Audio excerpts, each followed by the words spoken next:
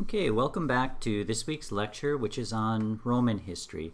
And as usual, what I have here is a timeline of some things we'll go through this week, at least a partial timeline. I want to start talking about a group of people called the Etruscans who had a massive impact on the Romans. Then we'll move into a period of time called the Roman Republic, where the Romans get rid of their kings. And I do want to talk a little bit about some military history that happened in the 200s and 100s in the Roman Empire, and these were the wars with Carthage, and they're called the Punic Wars. They had a massive impact on the history of later Rome. And then what I want to do is talk about the end of the Republic and the rise of the first emperor, who was Augustus. After that, we will definitely keep moving forward, but I'll have a different lecture for that. Before we get started, I just want you to take a quick look at this map of the Roman Empire, and this map is showing the furthest extent of the Roman Empire. So off to your upper left, you've got England being controlled, or Britain being controlled by the Romans. To the south, you've got North Africa. To the east, you've got Egypt, part of Mesopotamia, and then to the north, you've got the natural borders of the Rhine and the Danube. So a fairly large empire during this period.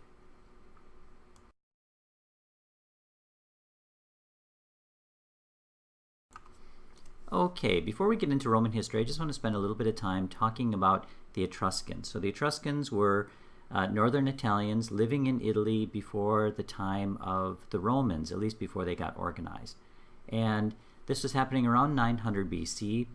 They had city-states, so that's something we've talked about endlessly in this class.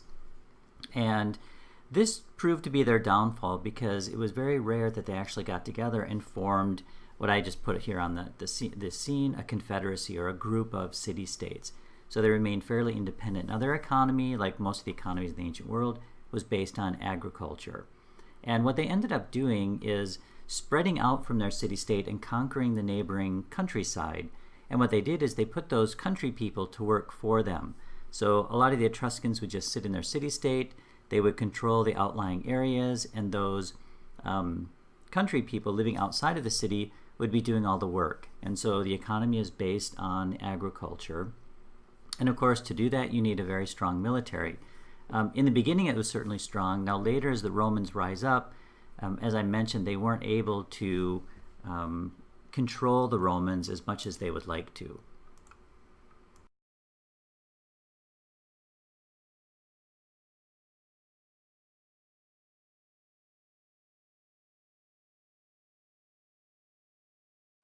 As I mentioned, the Etruscans have a fairly large impact on the Romans.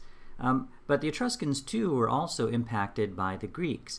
So if you remember, we talked about sort of the evolution of language, where you've got the Phoenicians writing, and they meet up with the Greeks when the Greeks are sending out their colonies, and the Greeks borrow the Phoenician alphabet. Well, the Etruscans also borrowed the Greek alphabet, and the reason for that is that the Greeks had a number of city-states in the southern part of Italy.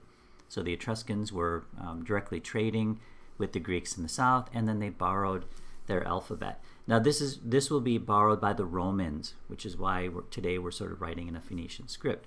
You have some pretty amazing sculpture and painting from the Etruscan period, and some of this I will try and give a website so you can look at some of this material during our class period. And then of course you've got another thing that the Etruscans borrowed, which was religion from the Greeks. And then what happens is that the Romans borrow this religion from the Etruscans. And this explains why if you compare the Greek religion with the Roman religion, a lot of the gods and goddesses are essentially the same, but with a different name. So again, the Etruscans had a fairly large impact on the Roman people.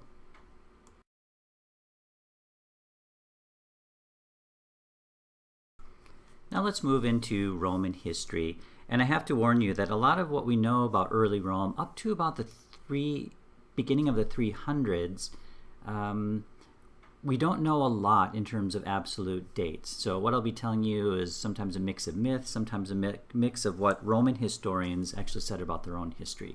So the traditional founding of Rome was about 753 BC. And you've probably heard the story of Romulus and Remus. This is the image that you're looking at on this scene.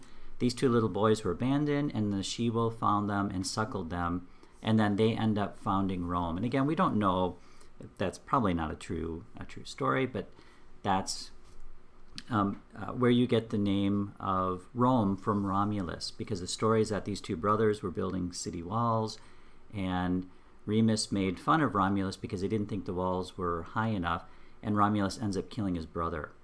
And so you get the name of Rome from Romulus. But we know that these early Romans had kings, so they definitely had a monarchy.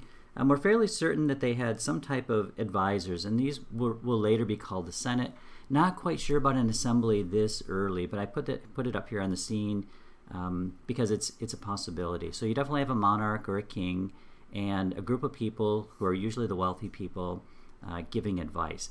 Now these kings ruled with something called imperium, and this will last, or this will pick up again when you get the first emperor.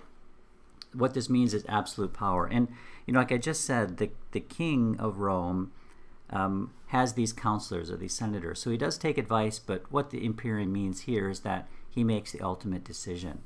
Now, starting in the 600s, you still have the Etruscans living to the north of Rome, and you have the Romans living south of the Tiber. These two royal families ended up getting married. So you've got ultimately an Etruscan king ruling over the Romans who they didn't like it. So you've got an Etruscan king over the Romans, and an important date in Roman history is the year 509 BC, and this is when the Roman people rose up, at least according to tradition, rose up and kicked out the Etruscan kings. And what I want to talk about next is the story about why they rose up. And the reason why the Romans threw off the Etruscan kings is a story called the Rape of Lucretia. And again, we don't know if this is actually true. It's something that the Roman historians tell us about later. But Lucretia was married to a senator named Lucius. And the last Etruscan king was a man named Tarquinius Superbius, or Tarquinius the Proud. He was the last king, and he had a son named Sextus.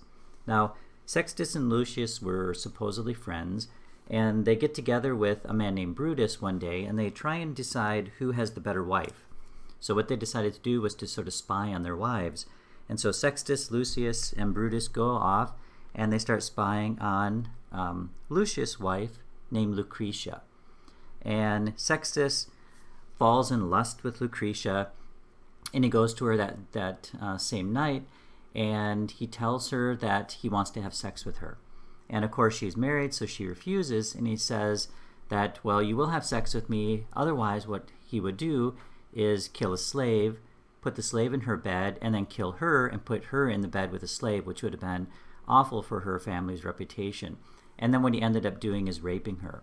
So the next day, Lucretia calls together her father, her husband Lucius, and Brutus, and a judge as a witness, and she tells her husband what happened, that she was raped by Sextus. And then what she does, she pulls out a knife from her robe and kills herself. And if you want to turn off the video at this point, you can read this section written by Livy, who is a Roman historian who tells this story. What happens after this is that Brutus is hearing this story, and he vows to get rid of the king. And he vows that Romans will never have kings under or controlling the Roman people again. Now, I want to mention Brutus here, and I want you to remember that name because we'll talk about another Brutus who shows up in the 1st century.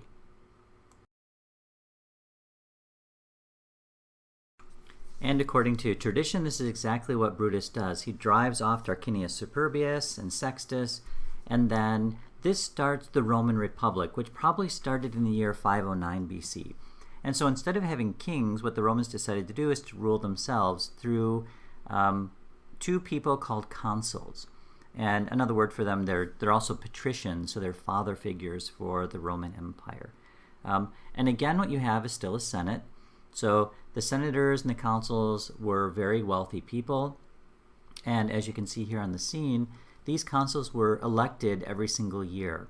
So, I mean, you do have strings of years where you've got the same consul, but it's fairly rare, and the Romans tried to control this so that one person or two people wouldn't get all of the power.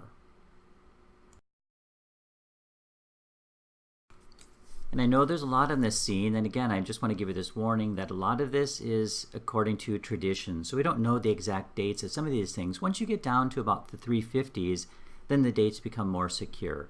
But you know, so far we've talked about the kings, we've talked about the consuls, we've talked about the senators, but there were the mass of Romans, and these were called the plebs or the plebes or the commoners. They also wanted to say in their own government. So what they did is they went off on their own and they ended up writing their own laws, or at least putting their laws down in sort of oral form. This was, according to tradition, around 495, so soon after they got rid of their kings. And then in 450, the plebs forced the consuls and the senators to actually write down the law. And this is something called the Law of the 12 Tables, and it's the earliest law code we have from this Roman period. And of course, it's better for poor people who can't read to have the law written down so that it can't change. Because if law is oral, someone could be telling you what they think is law and it may be incorrect. So anyway, they wrote down the Law of the 12 Tables, and then someone could read this to people who couldn't read and write themselves. Then in around 367, you've got a law passed that said plebes could become consuls, and you can see the rest of this. Plebs could become priests. And then what's interesting is that this plebeian assembly, or all the plebes got together, their laws in the beginning were only on them. So the plebeians would make laws and it would only be counted with the plebeians. But in 287, the laws that were made by the plebeians were now covering the consuls and the senators. And we won't get into all the details about the rest of the Roman government, but this just gives you a pretty good introduction about how the Romans actually formed their government. And the amazing thing about this is that usually when you've got the very rich making laws and then the very poor trying to fight to get a say in their government, you've got all these infightings and civil wars. And this didn't really happen in Roman history. So this is all done through negotiation between the rich and the poor. And, you know, in one respect, it ended up being a really good form of government.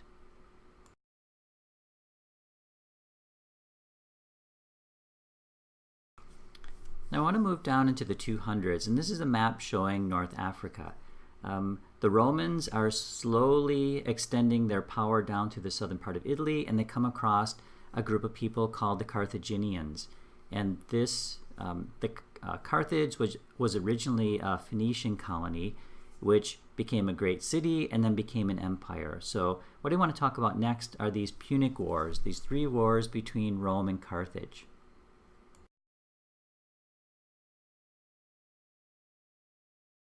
Okay, the Punic Wars. So I gave you a list here of the dates, so let me just briefly talk about each one of these. So the first one was primarily over the island of Sicily, which is at the very southern tip of Italy, and of course it's very close to Africa as well. And you've got some Carthaginian city-states there, and you've got some Greek city-states, and the Greeks asked the Romans for some help. So the Romans decided that they would try and free some of the Greek city-states from Carthaginian control. So they built a navy, sailed over to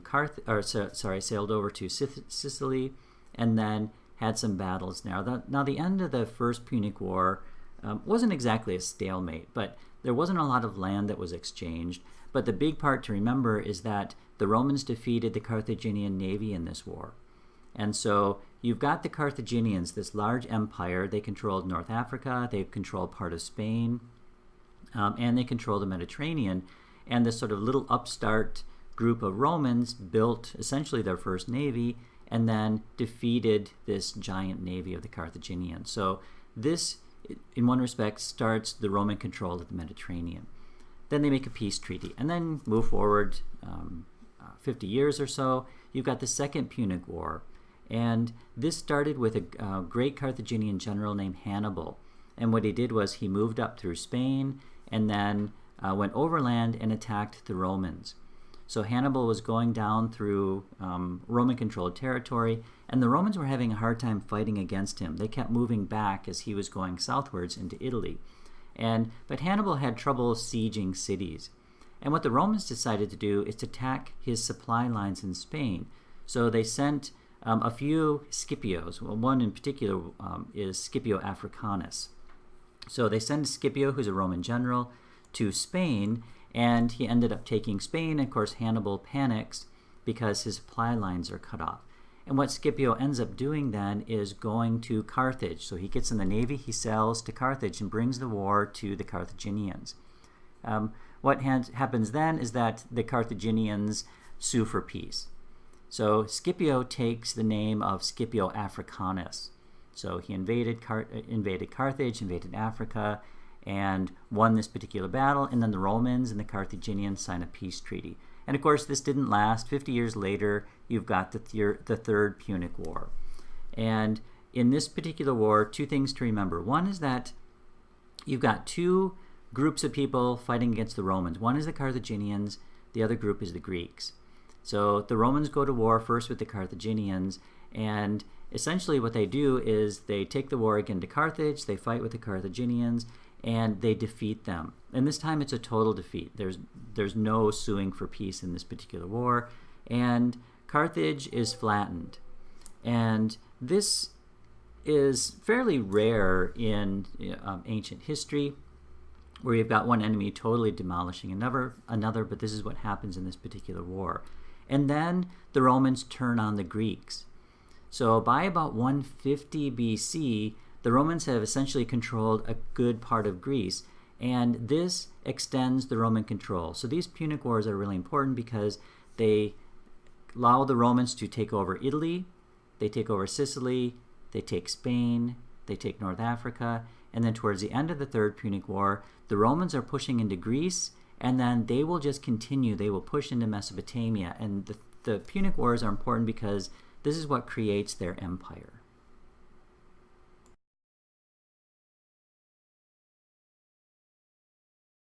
Okay, now let's move forward to the 1st century BC. So we just talked about the Punic Wars and how the Romans actually created their empire. Now, according to Roman historians, this wasn't such a good thing, because what happens is you've got all this massive wealth flowing into Rome, and it creates lots of greed and the decline of morality and things like that. Moving into the 1st century, you've got some very famous people which you've probably heard of. Julius Caesar, I think most people have heard of. You may not have heard of Crassus or Pompey. These were both Roman generals. Ultimately, what happens is you have these people who are individual and want to rule Rome, as opposed to having two consuls. And Julius Caesar was a general, Crassus a general, Pompey a general, and Crassus goes off to fight into Mesopotamia and ends up dying. Now then you've got Julius Caesar and Crassus trying to fight it out for control, and in the end, Julius Caesar wins this particular battle. Now, the Senate declares him dictator, and dicto, or dico, in Latin means I speak, or to speak. So a dictator literally means one who speaks. It doesn't have the flavor of good or bad. You can have bad dictators during this period, you can have good dictators, but the Romans would occasionally elect a dictator to take control of especially a military situation, where it's easier to have one person making the decision rather than two. So Julius Caesar becomes the dictator.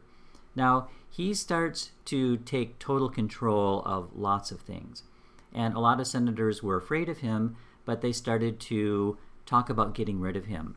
And one man who did this was a man named Brutus. So remember, we talked about the rape of Lucretia and that Brutus declaring no more kings in Roman period. Well, this Brutus was related to the one from the 500s. And he felt that it was his family's duty to continue that tradition of getting rid of kings. So a bunch of senators plot to get rid of Julius Caesar, and he is assassinated on March 15th, 44. You might have heard this phrase, that beware of the Ides of March. The Ides of March is March 15th, and we say that because of Julius Caesar was assassinated on this day. Before he was assassinated, he appointed his grandnephew as the person who take over his control if something happens to him. And that person was named Gaius Julius Caesar Octavianus, or Octavianus for short. Now, Mark Antony was a general of Julius Caesar, and he didn't like the fact that Octavianus sort of steps in, never having any military history, and wants to take over. So ultimately what happens is Mark Antony and Octavianus go to civil war, or have a civil war. In the end, I'm making this very short. In the end, Octavianus wins. Now, Mark Antony had been to Egypt, and this is probably where he's most famous. We've got Mark Antony and the Egyptian pharaoh Cleopatra. So Mark Antony flees to Egypt with Cleopatra. They have one more battle with Octavianus, and they lose. And Mark Antony is killed, and Cleopatra commits suicide, and this is when the Romans take Egypt. So again, they're still expanding their empire. Now, Octavianus, the Senate gives the title of princeps to him, and he becomes the first emperor. And it's interesting because, I just told you that the Romans did not want to have kings, but they accepted Octavianus as a ruler because what he did is he said, I am going to give my political power back to the people. So he becomes something called a princeps, which means first, it's like principal of a school, so princeps.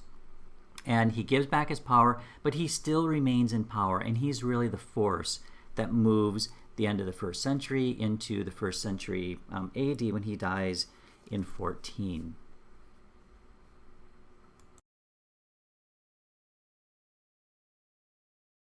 Okay, so now you have Octavianus as Augustus, the very first emperor. As I just said, he rules until 14 AD.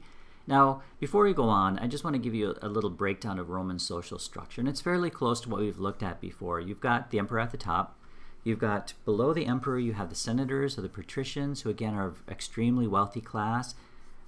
Below them, you've got a group of people called the equestrians. Now, originally, these equestrians, as you can guess from the word, were the cavalry, or they were people who owned horses. Now, later, this sort of morphs into a social category, where you could be an equestrian order but not ride horses. So you've got the emperor, the senators. Below them, you've got the plebeians. So that was the mass of Roman citizens. Below the plebeians, you have a class of people called freedmen, and you can probably guess by the name that these were freed slaves.